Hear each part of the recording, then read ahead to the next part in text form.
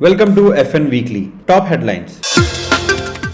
Aquaculture boom in Krishna district. 50% growth compared to 2022. Tribal Fish Festival celebrated grandly in Alluri district. Good news for fishermen. Puducherry government announces new benefits. Remarkable rise in fish production in Punjab. Aquaculture expands to 43,973 acres. Global warming hits Japan's fisheries. Decline in salmon and sauri catches. The Grand Startup Mahakumbh event held at Bharat Mandapam in Delhi from April 3rd to 5th concluded on a high note. It turned out to be a fantastic platform, especially for aquaculture startup companies, giving them a golden opportunity to shine. The main goal of this event was to encourage the growth of startups. Entrepreneurs, investors, and stakeholders all came together to highlight the collaborations needed to boost India's fisheries economy. The Fishery.News team and representatives actively covered this exciting event. On this occasion, Fishery.News founder and CEO, Mr. P. Induvardhan Reddy, shared his experiences at Startup Mahakumbh 2025. He proudly stated that the Fishery.News is contributing its part to the Blue Revolution through its dedicated services in the aquaculture sector.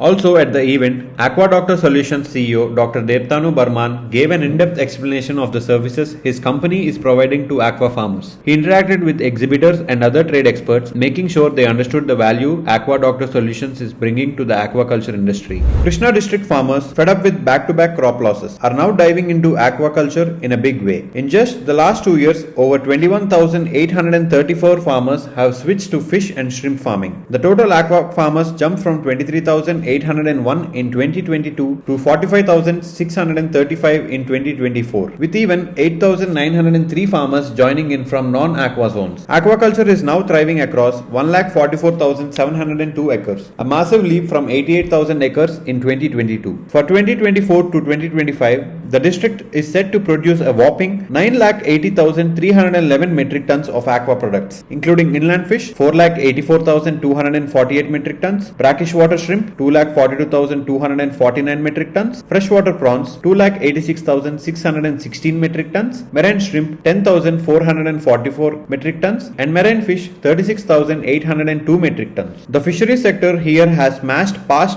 the 20,000 crore GVA mark this year, thanks to strong backing from PMMSY. Krishna district is fast emerging as a top aquaculture hotspot in the country. In Alluri district's Etapaka Mandal, tribal celebrated their traditional fishing festival at Gauri Devi Peta Lake. Every summer, local communities gather to fish in village lakes, continuing their age-old customs. Tribals from Krishnavaram, Nallakunta, Erraboru, Gondirajupeta, and even Telangana joined the celebration. Families using traditional nets worked together to catch fish in a festive spirit. Every participant proudly took their catch home, making it a key part of their daily life. The event strengthened community bonds and kept cultural traditions alive. Such festivals are vital for preserving heritage and bringing joy to the villages. In Srikakulam district's Vajrapakottur Mandal, 4 fishermen from Anchinillapeta set out to sea for fishing. They had planned to return by afternoon, but rough waves overturned the small engine boat. The fishermen Bongu Koteshwarrao, Bongu Dhanraju, Vanka Krishna and Chinta Venkatesh were on board. 2 of them managed to escape, but Dhanraju and Krishna are still missing. Upon learning of the incident, Fisheries Minister Acchannaidu, MLA Gauthu Sirisha and the village Sarpanch took immediate action. Marine officials and police teams have launched search operations, but no trace of the missing men yet. Rescue efforts are ongoing as hopes remain high for the safe return.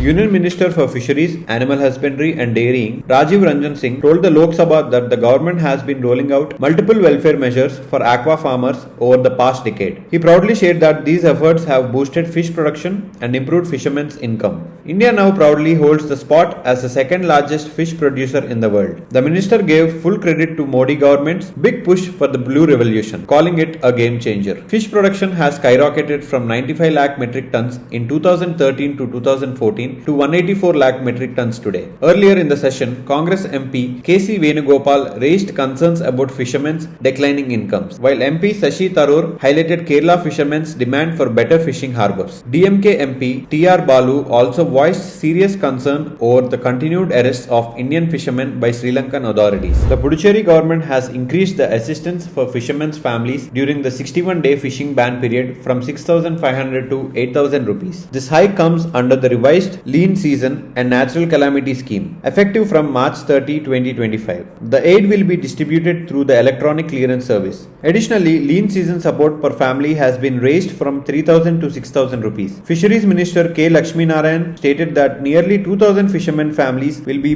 benefited from this scheme. He also mentioned that around 890 old age pension applications from fishermen have been processed and will be distributed soon. Lieutenant Governor K. Kailashnathan announced that the central government has sanctioned Rs 130 crores for the smart and integrated fishing harbour at Karaikal, fulfilling the long pending demand of local fishermen. These steps are expected to give a big boost to the welfare of Puducherry's coastal communities. Union Fisheries Minister George Kurien, speaking in the Lok Sabha, explained the government's initiatives to boost ornamental fisheries across India. He highlighted major investments in breeding units, infrastructure development, skill enhancement, and self-employment opportunities for local communities. The minister also stressed that the Department of Fisheries is taking special measures to promote ornamental fisheries in the northeastern states. These steps aim to boost rural livelihoods while expanding the ornamental fish trade. With such focused efforts, the government hopes to create a vibrant market for ornamental fisheries across the country. The central government has sanctioned major funds for the fishery sector in Bihar and Goa under PM Matsya Sampada Yojana and Dharti Aba Jan Jatiya Grama Utkarsh Abhayan. Through these schemes, the Minister of Tribal Affairs is actively supporting tribal fishermen and community forest resource holders. The Bihar project got an allocation of 138 lakhs, while Goa received 15 lakhs to boost fisheries activities. These funds aim to improve the livelihoods of tribal fishing communities and strengthen local fisheries infrastructure. With this push, both states are set to see rapid growth in their fisheries sector. At Bapu Sabhagar, Patna, under Amit Shah's leadership, NFDB actively took part in the State Cooperative Conference. Key fishery schemes like PMMSY, PMMKY, FIDF, and GAIS were discussed to boost aquaculture and support farmers. Leaders stressed on strengthening cooperatives and sustainable growth for the fisheries sector. The event became a big push for empowering the fish farming community. With the support of NFDB, the Tuna Value Addition workshop was successfully conducted. The event was inaugurated by Jyoti Kumar, IAS, Secretary of Fisheries for Nicobar Island. In the presence of the Director of Central Island Agricultural Research Institute, Port Blair, officials from Fishery Survey of India, and NIF PHATT. Around 70 participants attended, including stakeholders, fishermen, fish traders, seafood exporters, cooperative society members, and SHG members. The workshop focused on value addition techniques and business opportunities in the tuna sector. It became a great platform for knowledge sharing and industry networking, aiming to boost local fisheries. Sudhanshu Das, responding in the assembly, Tripura Fisheries Minister Sudhanshu Das said the government is committed to boosting fish production and bridging the demand-supply gap. With per capita fish consumption at 27.83 kg, Tripura ranks second in the country, but there is a shortfall of 31,481.78 metric tons as demand hits 1.17 lakh metric tons, while production stands at 85,805.68 metric tons. To tackle this, the state rolled out the Mukhyamantri Matsya Vikas Yojana for 2023 to 2024. On Wednesday, led by CM M.K. Stalin, the Tamil Nadu Assembly unanimously passed a resolution urging the central to reclaim Kachativu from Sri Lanka. The notion highlighted the constant challenges faced by Indian fishermen, especially from Tamil Nadu, due to frequent arrests and attacks by the Sri Lankan Navy. Stalin stressed that reclaiming Kachativu was the only permanent solution to protect TN fishermen. Despite political changes, he raised serious concerns over ongoing arrests, attacks, and boat seizures by Lankan authorities. At a meeting held in Mohali by the Fisheries Department, over 300 aqua farmers and officials explored new technologies and best practices. Punjab Fisheries Minister Gurmeet Singh Kudian shared that the state produces 181,188 tons of fish annually from natural water bodies, private and panchayat ponds. He said 43,973 acres are dedicated to fish farming and 14 crore quality fish seeds are produced across 16 government farms and supplied to farmers on subsidy. Shrimp farming is especially active in Muktsar, Bathinda, Mansa, Faridkot and Fazilka districts, bringing farmers an annual income between 2.5 to 4 lakh rupees. The government has decided to develop 5 coastal fishing villages in Karnataka as climate resilient coastal fishermen villages. These villages are Uppunda Madikal, Kotishwara, Kadekar, Bailur and Mattadilitu. Union Minister for Fisheries, Animal Husbandry and Dairying, George Kurien, revealed this in the Rajya Sabha.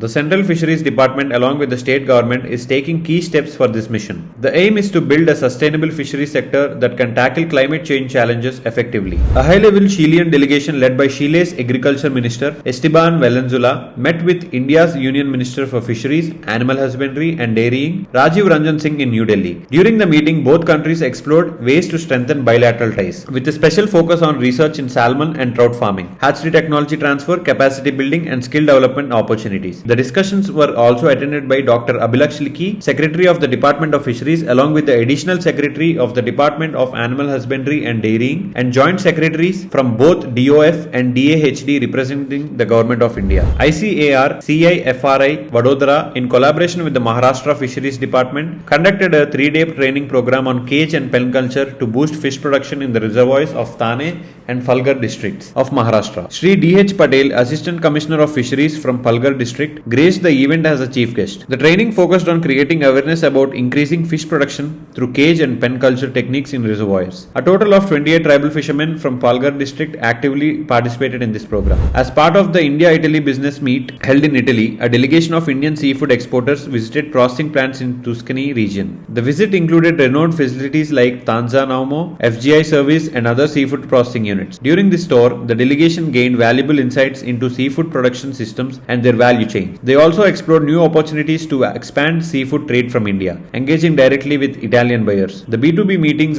jointly organized by EMPEDA, the Indian Embassy in Rome and Asotica played a crucial role in paving the way for expansion of India's seafood business in the Italian market. Japan, the largest seafood producing nation in the world, is facing a tough challenge with a 13% decline in fish catch over the past 20 years, mainly due to climate change and global warming. Salmon catch alone has drastically dropped from 54.8 metric tons in 2014 to just 14.2 metric tons by 2019. Similarly, sauri catch is also on the decline. To tackle this crisis, Japan has launched its state-of-the-art third-generation fisheries research vessel, the Keiyo Maru, aiming to protect and sustain its valuable marine resources for the future. In a big win for the fishermen's group fighting to save the Costa Beck River, the North Yorkshire Government of England has lost its appeal over the High Court's ruling. The Pickering Fishery Association and Fish Legal had taken the government to court, blaming them for failing to protect the river's environment. Back in 2023, the High Court clearly stated that pollution had led to a decline in fish numbers and slammed the government for its poor handling and failed plans. Though the government challenged this decision, the court on Wednesday dismissed the appeal, marking a major victory for the local fishing community. Reacting to the US tariffs on aqua products, Andhra Pradesh Chief Minister N. Chandrababu Naidu has raised serious concerns over the high duties imposed by the American government on Indian exports. He pointed out that while countries like Ecuador are facing only a 10% duty, India is being burdened with much higher tariffs, which is directly hurting Indian exporters. In a letter addressed to Union Minister of Commerce and Industry, Piyush Goyal, Naidu urged the centre to seek exemption for Andhra Pradesh aqua products from these additional duties. He emphasized that the aquaculture sector plays a crucial role in the state's GDP and stressed the need for central support,